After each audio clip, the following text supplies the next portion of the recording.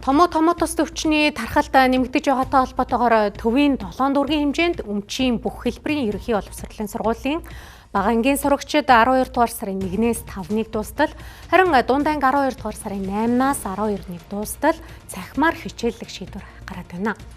Гэвч цахимаар хичээллэх нь үр дүн багтаагаас шалтгаалж хичээлийн хоцрогдол үүсдэг тул халдвар хамгааллын дэглэмээс ахиж танхимаар хичээллэх байр суурьтай төлөөлөл цөөнгүй байсан эдэж тэдний саналыг харгалзсангүй.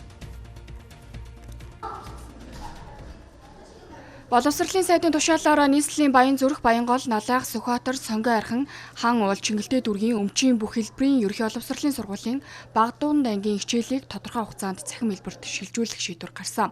За ингээд бага дунд ангийн хичээл цахим 7 хоногийн хугацаад дуусмагц 2025-аас 2026 оны хичээлийн жилийн бүтцийн дагуу амралтын улирал эхэлтэл танхимаар явагдана гэлээ. Тийм учраас бид Монгол улс даяар хийж байгаа юм ерөөсөө биш.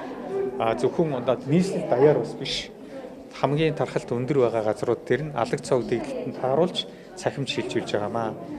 Тэгвэл 57 дугаар сургуулийн тухайд ихэд нийт 607 хүүхэд 580 орчим буюу 95% нь хичээлдээ ирсэн байлаа.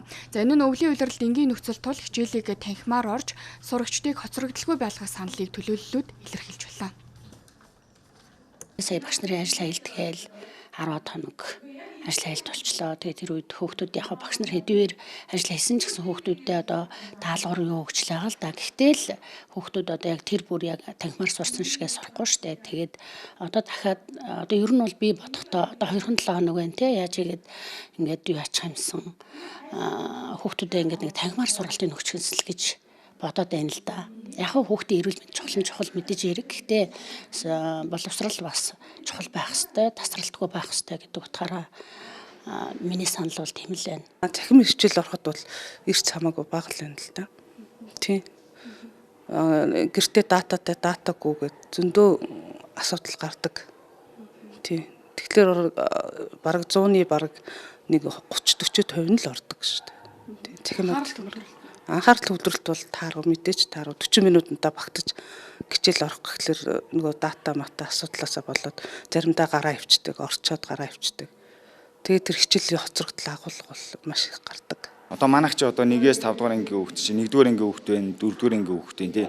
1-р ангийн хүүхд бол одоо нэг дөнгөж им үсээ үзэл эхэлж идэл одоо нэг ханаад гээл маас нь ирээл ингэнгүүт нь за ханаатаа бол хичээлд ирээд хэрэггүй ч юм уу те тиймэрхүү одоо ингээл гадуур иймэрхүү юм ангууд нь бас нэг боловчих жишээтэй ч юм уу те яг манай гэр бол ер нь бол хичээлд нь явуулахыг л боддог ер нь зорддог аль болох хүүхдүүдтэйгээ ингээл нэг бэлчээрийн дархлаа гэж байдаг шүү дээ тиймэрхүү юм ингээ аваа явж ивэл тэр чинь ханаат чинь ингээл бид нар өөрсдөө арга хэмжээгээ аавна энэ чинь нэг сайхан масктай ингээл явж ивэл уулын зүгээр санагдчихж байгаа хүүхдүүд хичээл хийх шүү дээ уцаар тоглол тэгээ бид нар ажил явчин тэгэл тоглосороо өдөр өнгөрч байгаа юм чинь хичээл автсан байхгүй.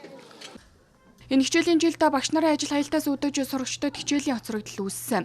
За үүнийг хэрхэн нөхөх вэ гэдэг нөхцөл байдал дээр нэмээд цахимд шилжүүлж байгаа нь хоцрогдлыг улам бүр гааруулж байна гэлээ. Тэртээ дөрвөн Монгол улс даяараа дэлхийгээс 4 жилээр хоцрогдсон гэж явж байгаа. Тэгээд энэ төвийн 6 дүүрэг гэд үзэхлээр SLT ерөнхий шалгалтын оноог харахаар Улаанбаатар хот сүүлдээсээ ордог. Сүүлээсээ ордог гэдэг чинь төвийн сургуулиуд маш сайн чанартай зааж байгааг бол зааж байгаа. Олимпиад уралдаан тэмцээнд олон улсаас медаль авч байгааг болж байгаа. Монгол юу болж ийн гэхлээр тийм элит боловсролын систем болоод байгаа хгүй. Шилдэггүй тийм боловсрол нь болж байгаа гэтэл масс боловсрол нь болохгүй байна.